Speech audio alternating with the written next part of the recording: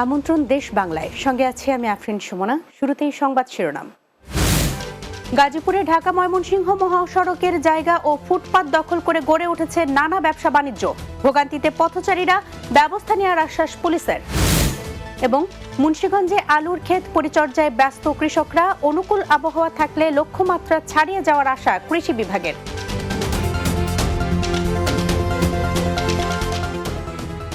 শুনছিলেন শিরোনাম, এবার বিস্তারিত।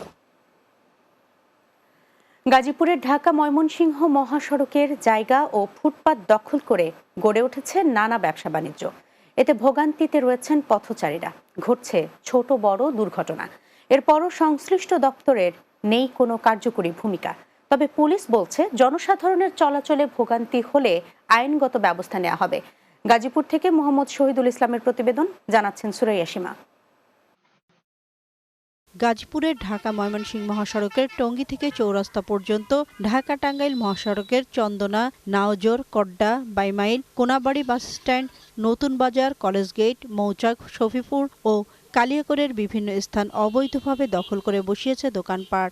রাস্তা দখল হয়ে আছে বালু, রড, ভাঙাড়ি থেকে শুরু করে গাড়ি পার্কিংয়ে। এভাবে দিনরাত মহাসড়কের উপরে চলছে অবৈধ দখল বাণিজ্য। ফলে বিপাকে পড়েছেন চালক ও যাত্রীরা, ঘটছে ছোট বড় দুর্ঘটনা। একটা গাড়ি বর্তাছে এখানে, বা একটা রংছের একটা অটো আসতেছে, বা একটা লোক যাইতেছে। যদি একটা গাড়ি অন্য গাড়ি ভাবে যদি একটা চাপ লাগে, তাহলে এই গাড়ি হয়তো না থাকলে উনি বাঁচতে পারতো। এখানে গাড়ি অনেক সময় স্লিপ কাটে, যেমন আজকে হয়তো একটা ফ্লাইওভারের কর্নার একটা অ্যাক্সিডেন্ট হয়েছে। বাঙালি ব্যবসায়ী তারাই দখল করে রাখছে, আর এটা তো ফুটপাত, এটা সাধারণ জনগণের জন্য। হাইটা যায় তো সমস্যা হইতেছে, রাস্তা দেওয়া যায় ফুটপাত হয়ে। তবে সরকারি জায়গা দখল করে কিভাবে ব্যবসা বাণিজ্য চালাচ্ছে, এমন প্রশ্নের কোনো উত্তর দিতে পারেনি অবৈধ দখলদার ব্যবসায়ীরা। এ বিষয়ে সওজের নির্বাহী প্রকৌশলীকে একাধিকবার ফোন দিয়েও পাওয়া যায়নি। তবে পুলিশ বলছে, জনসাধারণের ভোগান্তি হলে নেওয়া হবে আইনগত ব্যবস্থা। ব্যবস্থা নিবে এবং মানুষের চলাচলে যাতে কোনো বিঘ্ন সৃষ্টি না হয় সে লক্ষ্যে গাজীপুর মেট্রোপলিটন পুলিশ যা যা করা দরকার। দ্রুত ফুটপাত ও সার্ভিস লেন দখলমুক্ত হবে, এমন প্রত্যাশা সাধারণ মানুষের। Desk report, Bangla TV. কুমিল্লার দাউদকান্দিতে দৈনিক আমার দেশ পত্রিকার সম্পাদক মাহমুদুর রহমানের সাথে স্থানীয় গণমাধ্যম কর্মীদের সাথে শুভেচ্ছা বিনিময় ও পরিচিতি সভা অনুষ্ঠিত হয়েছে। উপজেলার বিশ্ব রোড সংলগ্ন মডেল মসজিদ কনফারেন্স রুমে আমার দেশ পাঠক মেলা দাউদকান্দি উপজেলা শাখা আয়োজিত পরিচিতি সভা অনুষ্ঠিত হয়। এতে সভাপতিত্ব করেন দৈনিক মানব জমিন পত্রিকার স্থানীয় প্রতিনিধি মোক্তার হোসেন। এ সময় সাংবাদিকরা ফুলের তোড়া দিয়ে মাহমুদুর রহমানকে বরণ করে নেন।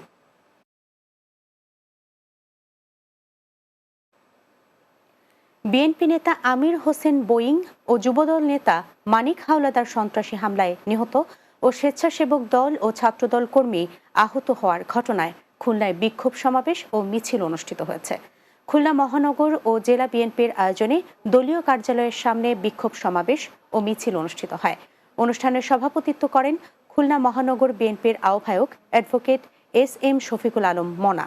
এ সময় উপস্থিত ছিলেন জেলা বিএনপির আহ্বায়ক মনিরুজ্জামান মন্টু, মহানগর বিএনপির সদস্য সচিব শফিকুল ইসলাম তুহিন সহ অনেকে।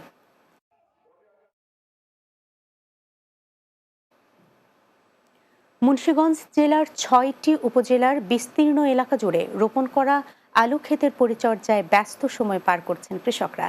জেলার বিভিন্ন এলাকা ঘুরে আলু ক্ষেতে সবুজের সমারোহ লক্ষ্য করা গেছে। চারা গজিয়ে ওঠায় থেমে নেই কৃষক ও শ্রমিকদের কর্মব্যস্ততা। মুন্সিগঞ্জ জেলা প্রতিনিধি রুবেল মাতবরের প্রতিবেদন, জানাচ্ছেন সুরাইয়া সীমা। মুন্সিগঞ্জ জেলা জুড়ে যেদিকে চোখ যাবে বিস্তীর্ণ সবুজের দেখা মিলবে। আর এই সবুজ গাছগুলোর পরিচর্যায় ব্যস্ত কৃষক ও শ্রমিকরা। আলুর চারা গাছের সবুজ সমারোহ দেখে কৃষকের মনে হাসি ফুটলেও রয়েছে শঙ্কাও। চলতি বছর আলু রোপণে গুনতে হয়েছে ৩ গুণ খরচ। এতে আলু তোলার পর দাম নিয়ে চিন্তার শেষ নেই তাদের। ইতোমধ্যে আলুর জমিতে সার ছিটানো, কীটনাশক স্প্রে, আগাছা পরিষ্কার এবং পানি দিয়ে ব্যস্ততা শেষ নেই। তাদের এই কষ্ট ও শ্রম সার্থক হবে কাঙ্ক্ষিত ফল ও আলুর ন্যায্য দাম পেলে। গতবারের চেয়েও এবার প্রায় 1.5 গুণ চালান যাইব। আলু চাষি ভাইদের, আমারও এবং সর্ব আলু চাষি ভাইদের বরাডুবির দেখা যাইতেছে। আলু খেতে যে খরচ খেলা হইতেছে, ওষুধ পাতির যে দাম, আলুর বীজের যে দাম, আলুর তো দামে নেই, তো গেরোসে লস হয়ে যাবে। আবহাওয়া অনুকূলে থাকলে লক্ষ্যমাত্রা ছাড়িয়ে যাবে বলে জানান মুন্সিগঞ্জ কৃষি সম্প্রসারণ অধিদপ্তরের অতিরিক্ত পরিচালক। কৃষকরা আলু আবাদে ব্যস্ত সময় পার করেছেন। বিশেষ করে কৃষকরা সেচ এবং পরিচর্যা সহ বিভিন্ন ধরনের কার্যক্রম চালিয়ে যাচ্ছেন। আশা করা যাচ্ছে আবহাওয়া ভালো থাকলে এবং অনুকূলে থাকলে এবছর অত্র জেলায় 10.5 লক্ষ মেট্রিক টন আলু উৎপাদন সম্ভব হবে। জেলা কৃষি সম্প্রসারণ অধিদপ্তরের তথ্য মতে জেলায় এবার 34,758 হেক্টর জমিতে আলুর আবাদ হয়েছে, যার বিপরীতে উৎপাদন লক্ষ্যমাত্রা নির্ধারণ করা হয়েছে 10,45,195 metric ton. Desk report, Bangla TV. দেশ বাংলায় নিচ্ছে ছোট্ট একটা বিরতি। ফিরে আসার পর অন্যান্য সংবাদের সাথে আরো যা থাকছে। সেবার মান উন্নয়নে পিরোজপুরের বিআরটিএ অফিসে গণশুনানি, আলোচনায় অংশ নেন বিভিন্ন স্টেক হোল্ডার প্রতিনিধি।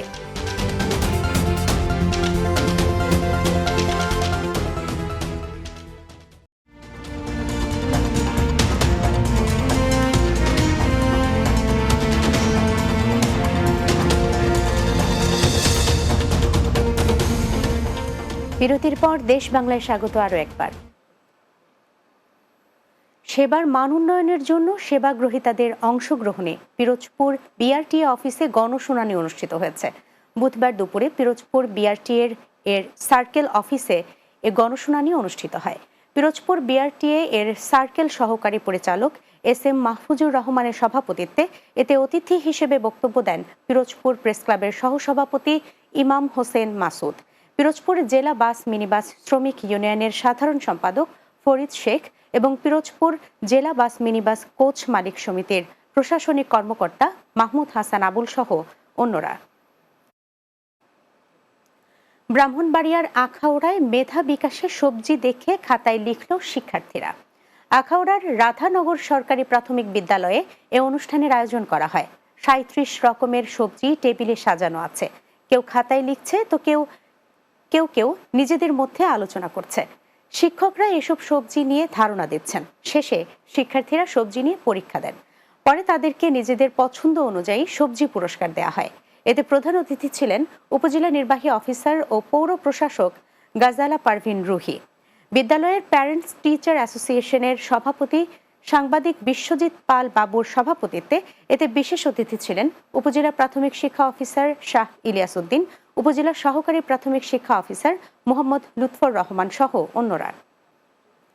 খাগড়াছড়ির দুর্গম পাহাড়ে আইন শৃঙ্খলা রক্ষায় নিয়োজিত 32 ফিল্ড রেজিমেন্ট আর্টিলারি লক্ষ্মীছড়ি সেনাজোনের উদ্যোগে অসহায় হতদরিদ্রদের মাঝে মানবিক সহায়তা প্রদান করা হয়েছে। লক্ষ্মীছড়ি সরকারি মডেল উচ্চ বিদ্যালয় মাঠে এসব মানবিক সহায়তা প্রদান করেন 24 আর্টিলারি ব্রিগেডের Guimara region commander brigadier general Mohammad Abul Kalam Shamsuddin Rana. এ সময় 300 রোগীকে বিনামূল্যে চিকিৎসা সেবা ও ঔষধ প্রদান, শিক্ষার্থীদের মাঝে খেলাধুলার সামগ্রী, বই সহ বিভিন্ন প্রতিষ্ঠানে আর্থিক অনুদান প্রদান করা হয়। এ সময় লক্ষ্মীছড়ি জোন অধিনায়ক লেফটেন্যান্ট কর্নেল মোহাম্মদ তাজুল ইসলাম, উপজেলা নির্বাহী কর্মকর্তা সেটু কুমার বড়ুয়া, থানার ভারপ্রাপ্ত কর্মকর্তা খালিদ হোসেন সহ অন্যরা উপস্থিত ছিলেন। ভোলায় বিনামূল্যে চিকিৎসা সেবা ও প্রয়োজনীয় ঔষধ সামগ্রী বিতরণ করেছে কোস্টগার্ড। কোস্টগার্ড সদর দপ্তরের মিডিয়া কর্মকর্তা লেফটেন্যান্ট কমান্ডার মোহাম্মদ সিয়ামুল হক এ তথ্য জানান। কোস্টগার্ড দক্ষিণ জোন ভোলার চরফ্যাশন উপজেলার চরমানিকা এলাকায় মেডিকেল ক্যাম্পেইন অসহায়, গরিব, দুস্থ ও শিশুদের বিনামূল্যে চিকিৎসা সেবা ও প্রয়োজনীয় ঔষধ সামগ্রী প্রদান করেন। মেডিকেল ক্যাম্পেইনের নেতৃত্ব দিয়েছেন surgeon lieutenant commander Arba Mohammad Shaun Morsalin Elman. গাজীপুরে প্রতিবন্ধী ও অসহায় মানুষের মাঝে কম্বল বিতরণ করা হয়েছে। নগরীর কোনাবাড়ি বিসিক 2 নম্বর গেটে স্বেচ্ছাসেবী সংস্থা আর্ন অ্যান্ড লিভ এর প্রতিষ্ঠাতা ফরিদা ইয়াসমিন জেসির সার্বিক সহযোগিতায় এই শীত বস্ত্র বিতরণ করা হয়। সামনে টেলিকমের স্বত্বাধিকারী শাহজাহান স্বপনের সভাপতিত্বে এতে প্রধান অতিথি ছিলেন কোনাবাড়ি থানা বিএনপির সাধারণ সম্পাদক মোহাম্মদ বাবুল হোসেন। এ সময় উপস্থিত ছিলেন বাংলা টিভির প্রতিনিধি মোহাম্মদ শহীদুল ইসলাম, কোনাবাড়ি থানা বিএনপির দপ্তর সম্পাদক মামুনুর রশিদ মামুন সহ অনেকেই।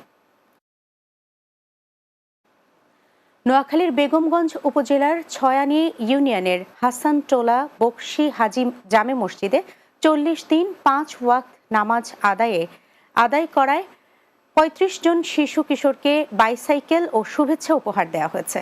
নূর গ্রুপের চেয়ারম্যান সৌদি আরব প্রবাসী মাহফুজুর রহমান ও MN হুদা কনস্ট্রাকশনের ডিরেক্টর নিয়ামতুল তানভীর এর পক্ষ থেকে এই উপহার দেওয়া হয়।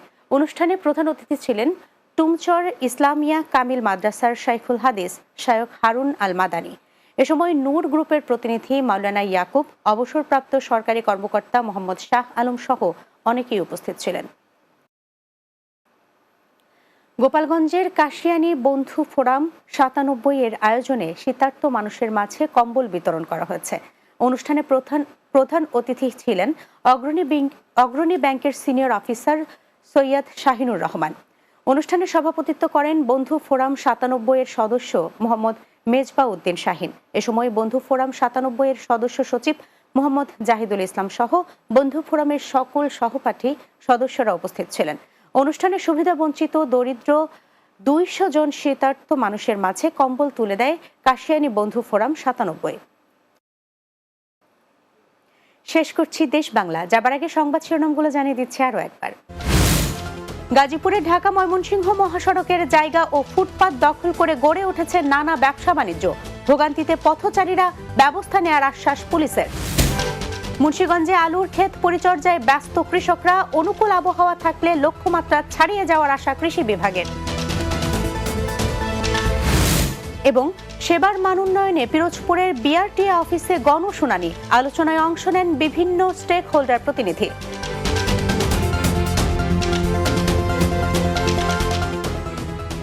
এই ছিল দেশ বাংলায়। আমাদের পরবর্তী সংবাদ বিকেল 4:30 দিনের বাংলা দেখার আমন্ত্রণ রইল।